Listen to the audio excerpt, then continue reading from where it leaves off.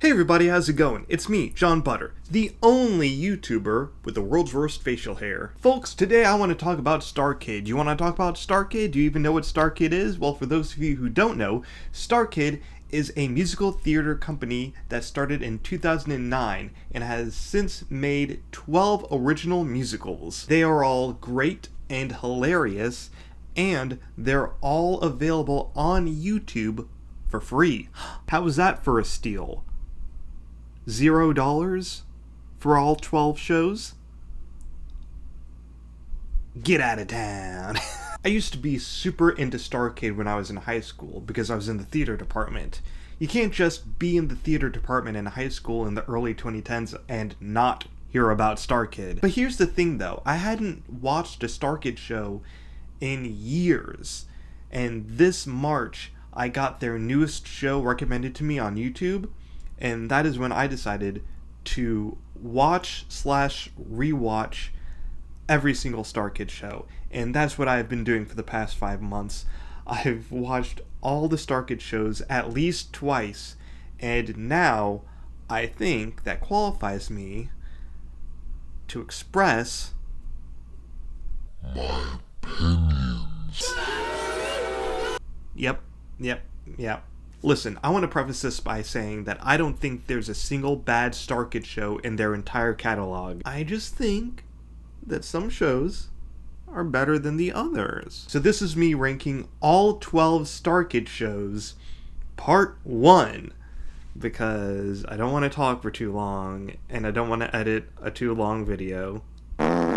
Gonna be talking about the bottom 6 here, numbers 12 through 7. Number 12, Holy Musical Batman. I'm gonna start by saying some things I like about this show. I love the cast, I love the set, the music, I love the humor for the most part. There are some jokes that didn't age well. I think you know which ones I'm talking about, Ling Brothers. You know, not to reprimand you too hard because you've clearly grown from this, but it's still a little bit hard to go back and watch. I think it's got a great opening song, a great closing song. It's got a hell of a villain song. I think my favorite part about this show is the overall theme of making fun of like comic book nerds, specifically the ones that like to argue and complain about Batman and saying like, oh, he's got to be brooding. He's got to be brooding, he's got to be serious all the time. But I did rank this show last because I had some issues with it, specifically with the pacing. I feel like the first act is a lot stronger than the second act. I also think that this show doesn't really have as strong an emotional core as the other shows. It's mostly goofy, which is fine. I like goofy, but I prefer a show to be like a nice mix of goofy and serious. Also, I feel like the women in the cast did not get enough to do, really. Their parts really didn't contribute a lot to the plot, and so the show kind of felt dude heavy. It felt like a sausage fest. And speaking of sausage fest, number 11 is Me and My Dick. We did it. Me and My Dick, it's a show that you'll want to hold off on trying to get people to watch when you're talking to people about Starkid. It's like you have to make sure that they're on board with some of the more normal shows, and then you introduce them to the one about talking penises and vaginas. Can I just say, Big Mouth wishes it had what Me and My Dick had. It fucking wishes. Now, I gotta say, this show is a lot more charming than one might give it credit for. The chemistry between the brothers Joey Richter and Joe Walker, is unparalleled. Not to mention the performances by Nick Strauss, Brian Holden, Corey Doris, Lily Marks, and AJ Holmes, who's like the fucking MVP of this show. This show doesn't have the strongest vocals, but then AJ Holmes comes in at the end of Act 1 and gives a powerhouse performance. So while this show is fun, it's also 2.5 hours of penis and vagina jokes. It's not entirely their fault. This came out in 2009. I feel like the show should come with some historical context. You know, around 2009, the type of popular comedy was like raunchy, R-rated comedies like Hangover, anything from Judd Apatow. So a show like Me and My Dick, it wasn't exactly out of place. Nowadays, I feel like we've shifted a little bit in comedy, and once again, there are some jokes that didn't quite age well, but overall, I still think MAMD it's a nice show. It's cute, it's charming, and deep down, it's a story about love. Aww. Something to think about. Meeting Red Hots. Number 10. Trail to Oregon. This is a cute show. I really love the audience participation of the whole shebang. It really is impressive that every single night they have to remember new names that they have to go by. I also love the fact that there's only 6 cast members in this show, the smallest number of cast members in a Starkid show, which means Jerry Richter had to play like 1,000 different mini characters. And while this is not my favorite collection of Jeff Blim songs for a Starkid show, he still made some fucking bangers like When the World's at Stake, Wagon on Fire, Lost Without You, and then Dysentery World is also there. It doesn't really have a strong plot. It's about a family and they're trying to get to Oregon. This is also another show for me where I feel like the first act is a lot stronger than the second act, and that sort of messes with the pacing of the whole show. Not to mention the ending, I feel like it's kind of But still, though, it is a nice, fun show to watch with friends, and it's a great show about family. Aww. And you can't knock that. You can't knock family. Number 9. Annie. Do-do-do-do-do-do-do-do. Annie. Do-do-do-do-do-do-do-do.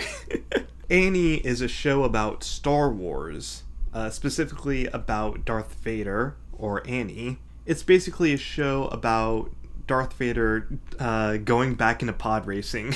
And it sounds silly when you say it out loud, but they make it work. This is by far the most underrated and the most under-talked about Starkid show. I literally did not know about its existence until this year. It has been out since 2014, and I didn't hear about it until very recently. I think one reason why the Starkid fandom doesn't really talk about this show is because of its sort of weird format. The actors in the show don't sing. The band sings, and then sometimes the actors on stage dance to the music. The band sings all of the songs. It's led by Clark Backstresser and Pierce Siebers. I think it's important to remember that this was in the summer of 2014 when the Starkid cast split in two.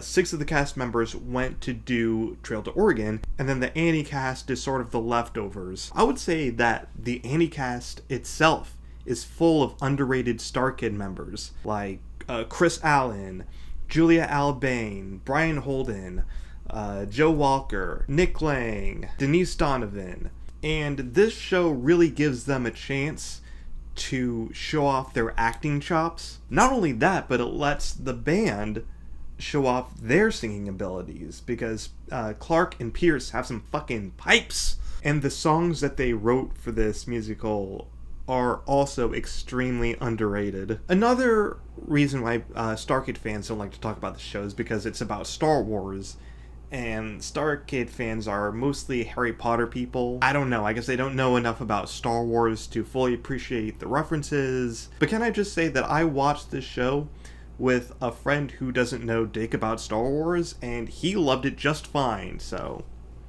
I don't know. Number 8, a very Potter musical. This is the landmark musical, the one that started it all. I mean, really, what can I say that hasn't already been said about a very Potter musical?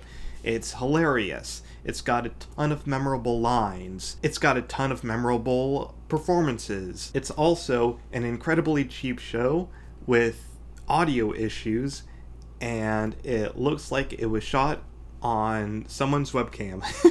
Not to hold that against them too much, because they obviously weren't planning on this show going as viral as it did. It's also not the only issues I have with the show.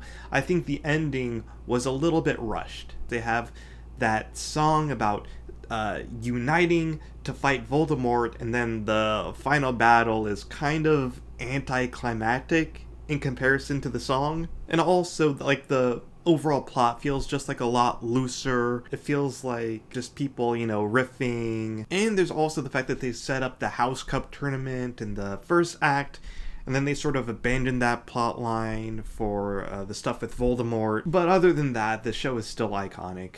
What do you want from me? And then number 7, A Harry Potter Senior Year. A Harry Potter Senior Year is also a mess. It's kind of funny. The Potter trilogy starts on a mess and it ends on a mess, but this is a mess for a different reason. A Harry Potter Senior Year is not a complete show. It is a staged reading where all the actors have scripts with them on stage and they've only had a couple days of rehearsal. Darren had like the least amount of rehearsal out of all of them, and also his mic was fucked. His mic was broke. But it's okay, he's only playing the main character. But I rank this show above A Harry Potter musical because I think it's a lot stronger written. You really see how far the Lang brothers have grown since their first show. Can I just say, this show makes me cry the most out of any Starkid show. I weep at the ending. Tears. Every time. I don't even really care that much about Harry Potter anymore, and this show still makes me cry.